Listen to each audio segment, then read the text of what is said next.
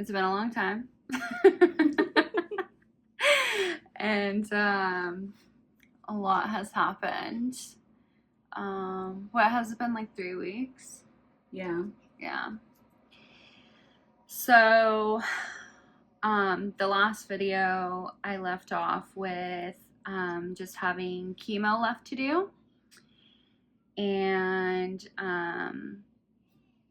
so I went to chemo, and I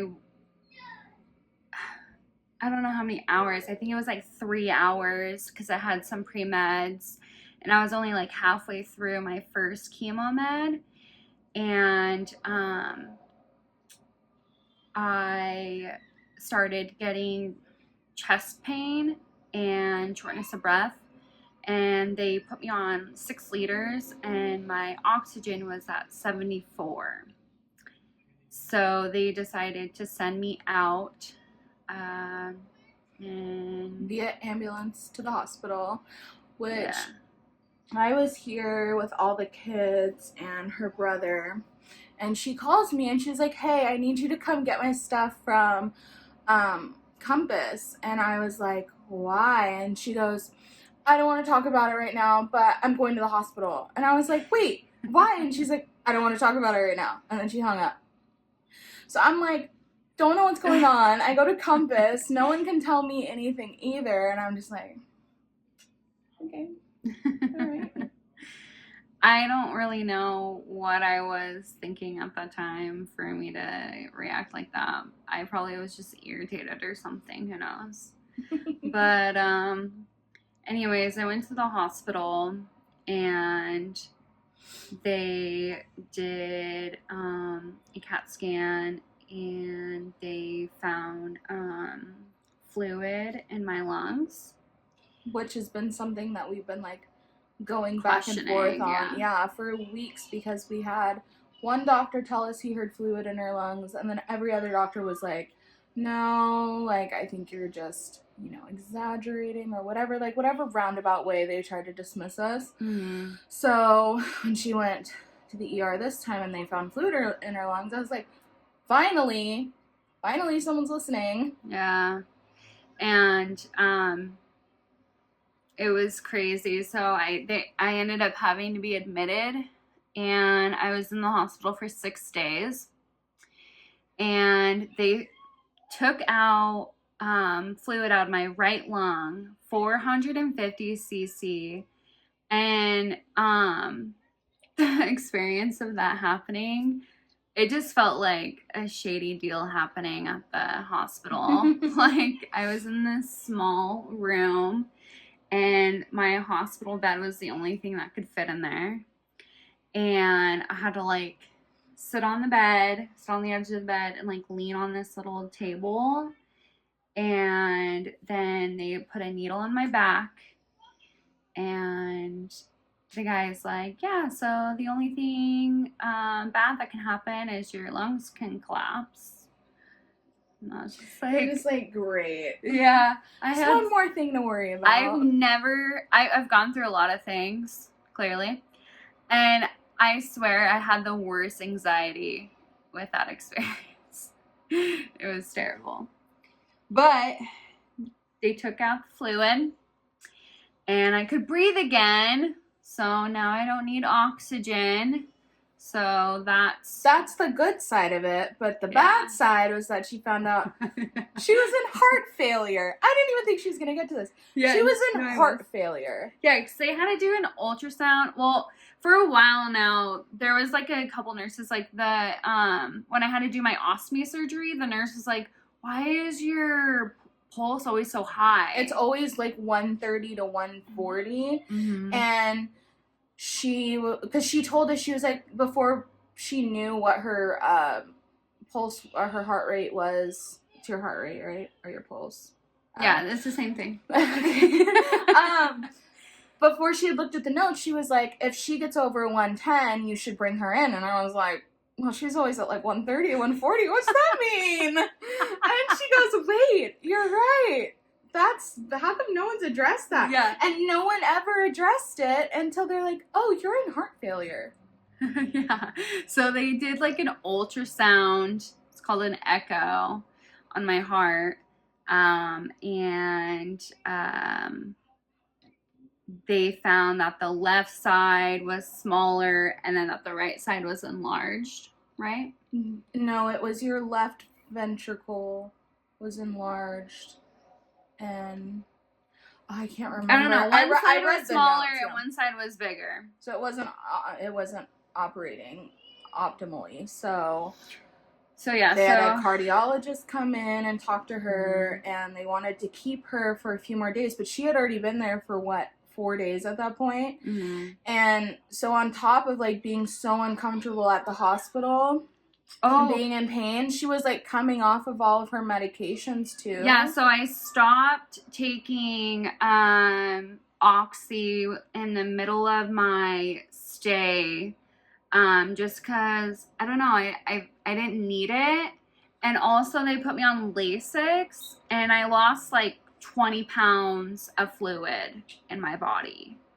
It was so weird because my feet have always like looked like little sausages, and I woke up like the next morning and I was like, oh my god, I can see my tendons and like my bones in my toes. Like, what the heck? And so I knew like something was right, you know. So on top of like going off the medications, I think in the conditions you were in, she got like really depressed, and she really wanted to come home, and her oncologist was saying she could go home, but the cardiologist was like, well, you should stay and monitor you, like we want to put you on some heart meds. She's like, no, I'm going home. I had literally had to drive my ass over there and be like, you're not leaving this hospital, and like talk her into it. And she was not about it, but she did. She ended up staying, which is good. Yeah. Because you haven't had any problems since. Yeah. And you haven't been on any pain meds. You haven't been on any oxygen. Yeah. Like, all she takes, if she needs something, is what, like Tylenol? Mm-hmm. So Tylenol extra strength. I need that. But so it's been a great improvement. Yeah. Overall. For sure. And the hospital stay was just like, it was just like depressing. Like, and I've never like had to stay in a hospital before. Like, obviously for my surgery, but it was like different because I was in the recovery rooms. Yeah, too. And I was still trying to like view. move, and like I was like thinking of it differently, you know what I mean? Also, your view in that room, it was a tiny window and it just viewed a roof. And like another window. I know. It's so depressing. It was like really eerie. Like someone could have walked up to her window. Honestly, like, yeah, and even when I was in the hospital for my surgery, I never like really I think I walked like maybe one time with the PT gal, and it was whatever. But I walked around when this last time, and it was like depressing. I don't know. It was on a different floor of the hospital, so maybe that's why. I don't really know. But anyways, I just didn't like it, and it was a long ass 6 days. And, you know, finding out about like my heart failing was obviously sad. They have me on 3 different heart meds now. And I wasn't taking them. First, right after I got out of the hospital, I made an appointment with my primary doctor. And I talked to my primary doctor, and I was like, well, I don't know when I should take them out, like because I have a blood pressure reader. And so I don't know if my blood pressure is like this low or whatever, if I should take it. You know, I had questions about it. And he said that I was okay to wait to take them until I saw my cardiologist. And I also kind of wanted to see if my heart would improve, like, on its own, especially with me not having all the fluids in my body. Like, I don't know, like, she was just, like, skeptical of taking them and it, like, causing other issues, I think. Yeah, that too, like, the nurse the last nurse that I saw before I left, she's like, yeah, I took heart meds when I was in my 20s, and like for the first month you like feel like crap, and I was just like, oh great, like I already have that, like I don't need those to help me with that, you know. And so anyways, so I saw the cardiologist last week, and my heart is not improving, so got to take the meds. So I've been taking them. And another thing in these three weeks is we've been doing a lot of research on RSO, which, I mean, I'm sure some people that are watching know what that is, but it's cannabis oil, and it's like a regimen you use when you have cancer. Yeah. And, you know, there's so many, like, different ways that people have told me that you can take it. Me personally, since I have a son that I still take care of during the day, I don't necessarily want to be high during the day. And, you know, most RSOs that I have seen are really high in THC. And so I just don't want to take it during the day. And so I've been taking it at night. And it's really nice because I don't actually feel the effects of it. And yeah. So also, are we gonna mention that you were shitting out your cancer for like a week? Yeah. Literally. No, I still am. You still? I still am. She's literally shitting out the tumor. So after she got her stoma, she was passing what looked like stool, which freaked us out because we didn't know that was supposed to actually, it was like pieces of like tissue, like clear things. I don't know. It was weird. And I was joking with Kat. Like, I came over and I was like, dude, I think I'm shitting out my cancer. And we joked about it. So, like, for she's like, weeks, we were like, yeah, you're just shitting out your cancer. And then she talks to her, what was it, your oncologist? The nurse. And the nurse was like, actually, that might be what's happening. Yeah. And we were like... we were, like, mind blown. And, yeah, so that's pretty cool.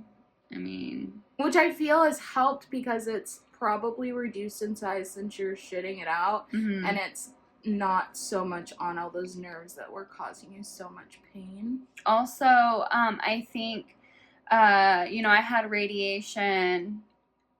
Oh, gosh, how long ago? Like a month ago now? Yeah, maybe a little bit more than that. And I think it actually did help with my pain. And it takes a while to feel the effects of the radiation. So I think that started happening when I was in the hospital stay and why I could be off the pain meds. So... there's that too. So it's been a lot of good stuff, a couple of scares and like some weird stuff like shitting out your cancer, but it's been like good. And she's had, I would say, more of an appetite now that you haven't been on all your pain meds, which is good because before she was like never really eating, but now she has like good output. Like, I almost ate a whole ass burger yesterday. And she, and her sister. And usually I would only have like a few bites. And her sister has cooked for her, and she's like, text me, I'm going for seconds. And I'm like, yeah. What? So all of that's been good. You went and saw a specialist for your stoma the other day. Yeah, so... Because we've been having some issues. Well, because before I was in the hospital, we had a pretty good routine on how to, like clean it and put a new bag on. Yeah, how to place the bags and things like that. And then it was like I lost all that weight, and I even lost additional weight. Like I've lost like 30 pounds. You've lost more than that now. I'm being kind. No, she's lost closer to 40 pounds since the beginning of all of this. I mean, you can probably tell. in my face. It's Yeah. it's crazy. But so because of that, you know, my stomach has gone down, and I think just where it's placed at. It was always in an awkward spot because Yeah. when the first time I went over to see it, I was like, why did they put it in between a fold on your stomach? Like, they put it in between a fold. So that meant that, so when we put on the stoma, we have this putty stuff that we put over the hole, or like around the hole. So since it was in a fold, whenever she would move, the fold would it would fold, and the putty would stick together, and her ostomy bag would seal shut, and then she would be in a lot of pain, and like it would cause nothing would come out. Yeah. And so then she started dropping weight, and it's not really a fold at all anymore. It's just in an awkward spot. And so, and then like my boob, like it keeps pushing down on it too. Yeah, because it's right under her boob, like right under her boob. So it's just in a terrible spot, and we had it pretty good before I went to the hospital, and then when I got out of the hospital, it was breaking, you know, every day, if not twice a day, you know, and so it was just becoming a pain in the butt. But I went and saw a specialist because of that, and I found these new bags because I ran out of the bags that I was able to get through my insurance, and so I had to pay out of pocket for some new ones. So it's hard to explain, but basically this the putty stuff, or the circle. Yeah, just like the bag itself that goes onto my skin, like the adhesive, it's a lot smaller than the ones I had previously.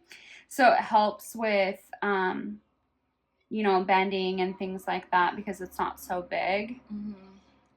So anyways, we have found a different way on how to cover it, but it still only lasts like 2 to 3 days. And so the specialist that I saw told us the only way for it to be fixed is if I get a another surgery for a new stoma. And so I went and saw the person, and he said that there'd just be too many complications. So he said that there'd be too many risks, and because of my heart, I wouldn't be able to be under general anesthesia. And plus the surgery would be weird. He'd have to like